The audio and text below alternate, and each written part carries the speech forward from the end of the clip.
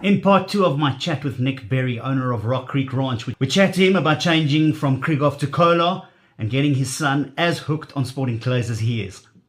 Okay, so Nick, you started your journey with Krieghoff, and you had a very successful relationship with Krieghoff for a long time. But a couple of years ago, just before your good shoot in Hungary, you changed to an American manufacturer. You started shooting a Kolar. Tell me a bit about Kolar. From what I understand, it's based on the boss lock action, like a Parazzi.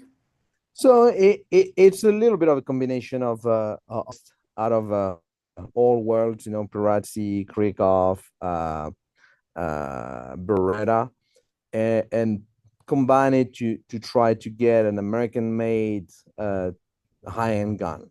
And so that's what we did with Kolar. Kolar barrels.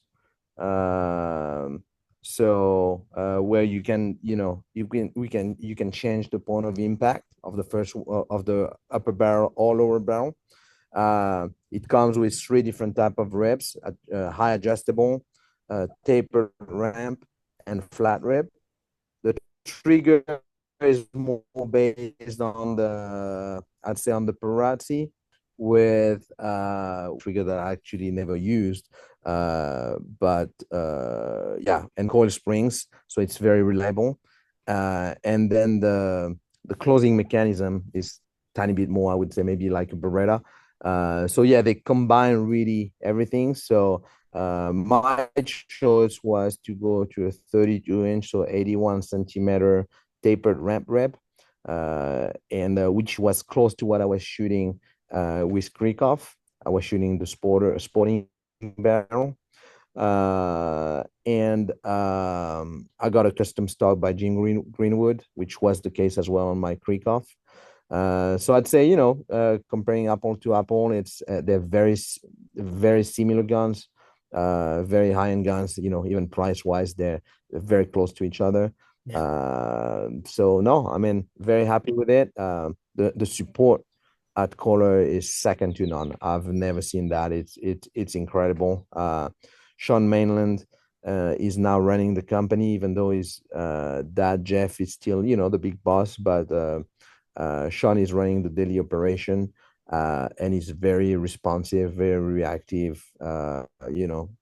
Not only for me, because being sponsored, usually the company is pretty reactive, but also to customers.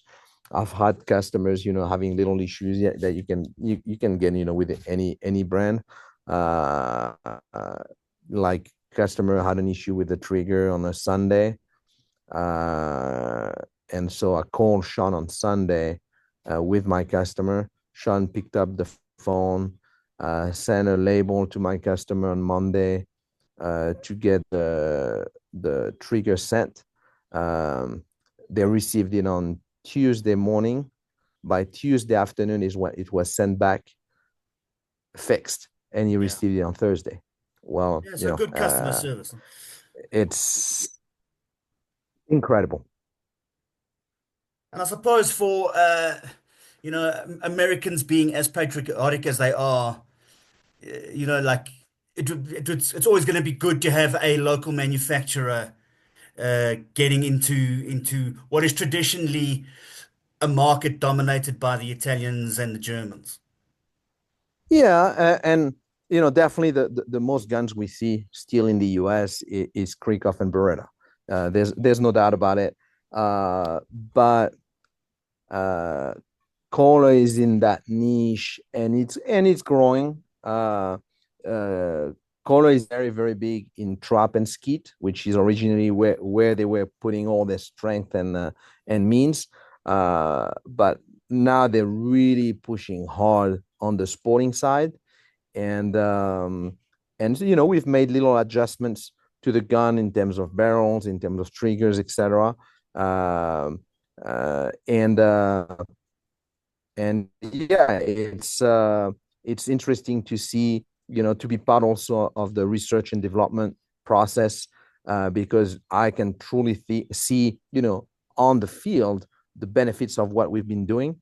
Like I'm shooting a prototype in terms of barrels my barrel shoots about 8 inches, 20 centimeters ish, higher than the regular Kolar.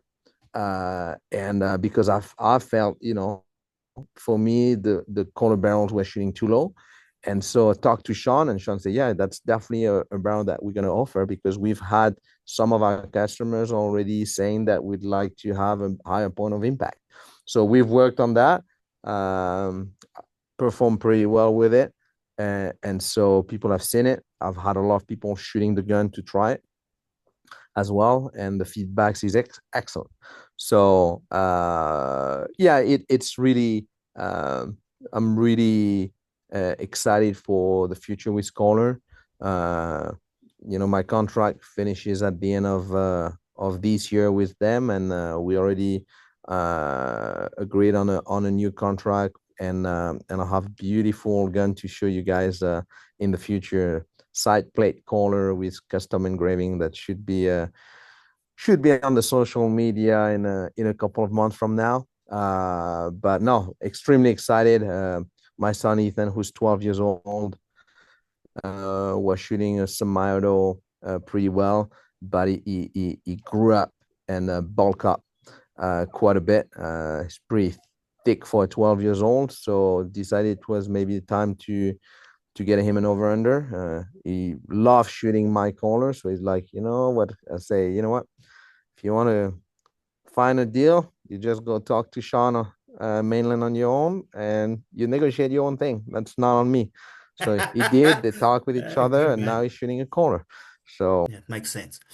Tell me, Nick, there was about a year ago, there was some rumblings between FITASC, the CPSA in the UK, and the NSCA in America. Has that all been calmed down? Has everyone relaxed a bit? I know there was some people hot under the collar about one or two things. From what you've heard, is that all sorted? yeah, it's pretty much all sorted. I think they're trying to kind of hit shoulders a little bit, but we're pretty much okay. I know the FITAS doesn't really like super sporting and what we do here in the US, but that's what we've done forever. I think what FITAS was afraid is that super sporting spread a little bit too fast and too much and takes over. And so that would have been a problem for FITAS to be non-existent. So Yeah. But would I be right in saying that amongst the top shooters even in America, that the world FITASC is still considered the creme de la creme, the that's sharp the point grow. of the spear? Yeah.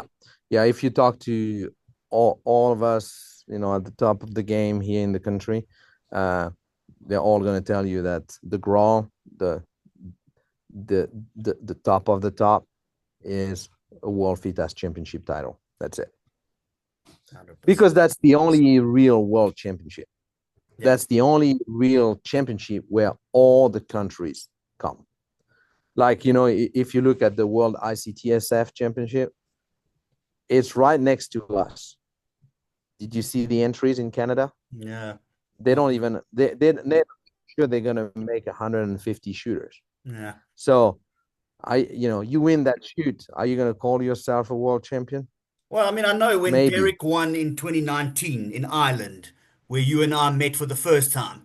I mean, he was he Mhm. was proud to win, but I mean, speaking to him, he was like, yeah, not everybody was Yeah, here. if you talk to him and you ask him, what do you think between that title and your World FITAS title, he's not going to even think about it Yeah, twice. it's Nick, it's been such a pleasure chatting to you.